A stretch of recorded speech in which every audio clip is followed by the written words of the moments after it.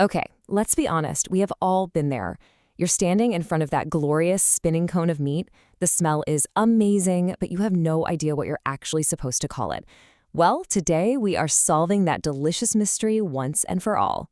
Right? You see it there, glistening on that vertical spit, getting all crispy and perfect. But the menu says shawarma, or maybe gyro, or doner. So what's the deal? Are they just different names for the same thing? Or is there something more going on? Are you about to order a shawarma, all packed with warm, complex spices like cumin and turmeric? Or maybe it's the Greek gyro, which is all about those fresh, herby flavors like oregano and garlic.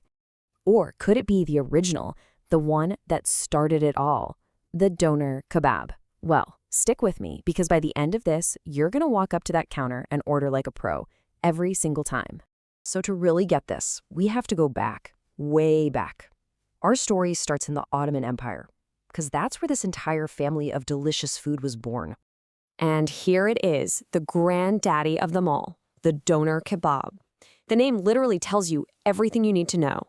In Turkish, doner means to turn, and kebab just means roast. So it's a rotating roast. Simple, brilliant, and an idea that completely changed street food forever. And look at this journey. It kicks off in the mid-1800s in Turkey, pretty much as a meal you'd eat on a plate. Then it becomes a huge deal in Istanbul. But the real game changer, that happens in the 1970s. Turkish guest workers in Berlin had this genius idea to stuff all that delicious meat into bread. And boom! It became the perfect portable meal, and a global sensation was born. So as this amazing cooking method started to spread out from the Ottoman Empire, different places put their own spin on it. And that's how we got its two most famous cousins, the shawarma over in the Levant and the gyro in Greece. Okay, the biggest difference right off the bat is the flavor. Shawarma is all about that deep, warm spice marinade. We're talking cumin, turmeric, cardamom. It's complex, and it often has a tangy punch from lemon or vinegar. The gyro, on the other hand, is way more herbaceous and fresh. It leans on simple classic Mediterranean flavors like oregano and garlic. It's lighter and really lets the taste of the meat and the fresh toppings do the talking.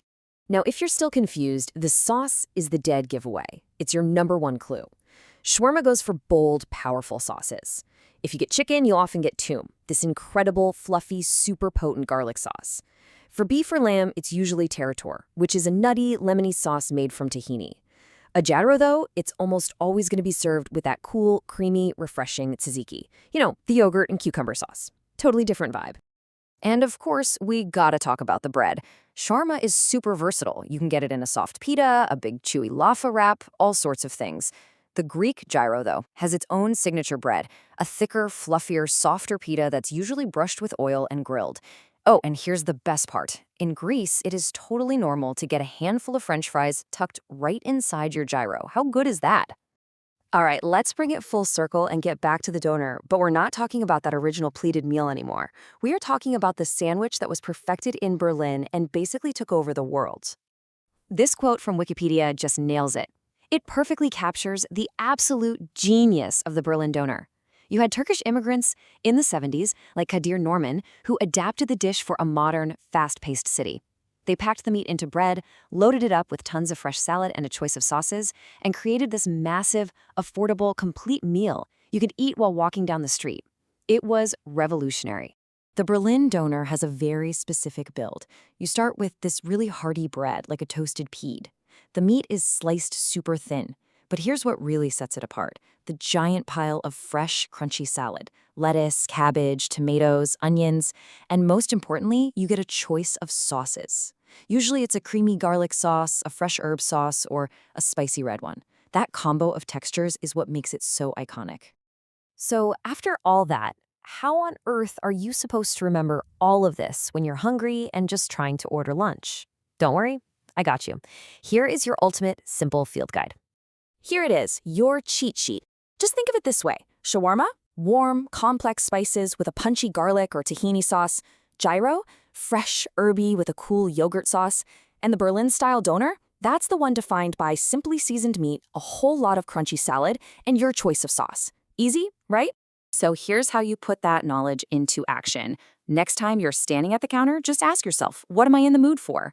If you want deep, aromatic spices and a huge garlic kick, You want a shawarma. If you're craving something lighter, herby, and refreshing, get the gyro. And if you want a massive, loaded sandwich with tons of crunch and your pick of sauces, the doner's calling your name.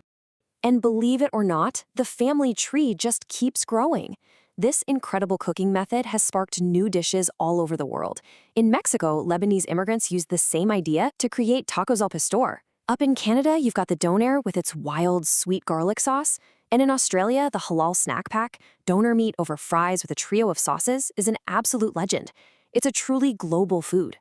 It's pretty amazing when you think about it. What started as one simple, brilliant idea, just roasting meat on a turning spit, has become this delicious bridge that connects cultures and people all around the planet. And that's really a powerful reminder that food is never just food. It tells a story of history, of people moving around the world, and of incredible creativity.